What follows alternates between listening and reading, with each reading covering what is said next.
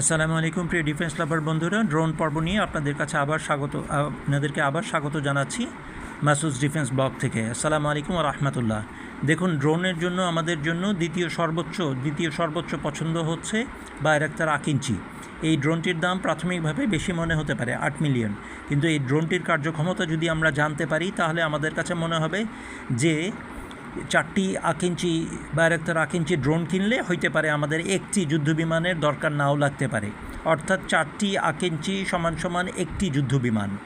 ঠিক আছে, এখানে আমরা আকিঞ্চি ড্রোনের কিছু কার্যকারিতার কথা বারবার উল্লেখ করতে চাই। এক, আকিঞ্চি ড্রোন অনেক কিছু বহন করতে পারে, একটি পরিপূর্ণ যুদ্ধবিমানের মতো।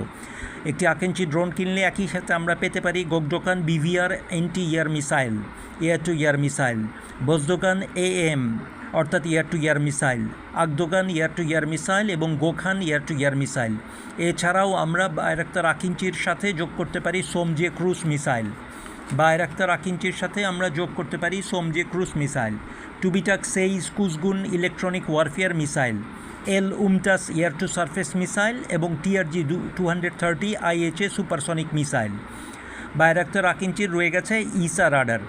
একটি বায়রাক্তার আকিঞ্চি যদি আমরা তুরস্কের সেনাবাহিনীর সাথে অথবা বায়রাক্তার টিবি আক্তার যারা তৈরি করে, বায়রাক্তার আকিঞ্চি যারা তৈরি করে, সেই কোম্পানির সাথে নেগোসিয়েশনে চলে আসতে পারি, তাহলে $8 মিলিয়ন আমরা পূর্ণাঙ্গ অস্ত্রসহ একটি ড্রোন পেয়ে যেতে পারি, যেটি যুদ্ধক্ষেত্রে পরিস্থিতিকে সম্পূর্ণরূপে আমাদের পক্ষে নিয়ে আসতে পারে।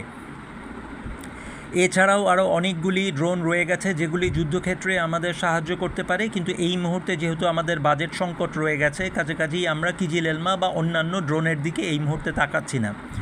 শ্রোতা বন্ধুরা, আপনারা বলতেই পারেন, যারা শুনছেন তারা বলতেই পারেন যে অন্যান্য অনেক জিনিসও তো আমরা বাদ দিয়ে যাচ্ছি। আপাতত বাদ দিয়ে যাচ্ছি। যেমন আমাদের এই মুহূর্তে দরকার ছিল 24টির মতো T-129 অ্যাটাক হেলিকপ্টার।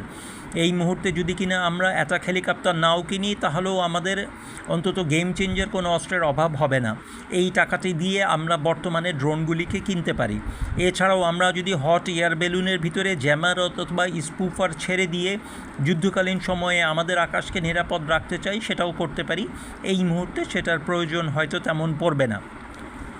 আমাদের মূল লক্ষ্য হচ্ছে যত দ্রুত সম্ভব, যত কম অর্থের মধ্যে যত দ্রুত সম্ভব ডিটারেন্স জোগাড় করে ফেলা, ডিটারেন্সকে শক্ত করে ফেলা, যাতে করে আমরা যে কোনো পরিস্থিতির জন্য প্রাথমিকভাবে তৈরি হয়ে যেতে পারি। যখন আমাদের পা আমরা শক্ত করে ফেলব, তখন ইনশাআল্লাহ তাআলা আমরা অবশ্যই আমাদের ডিফেন্স শিল্পকেও শক্ত করার দিকে মনোযোগ দান করব। সবাইকে আবার সালাম জানাচ্ছি। আসসালামু আলাইকুম ওয়া রাহমাতুল্লাহ।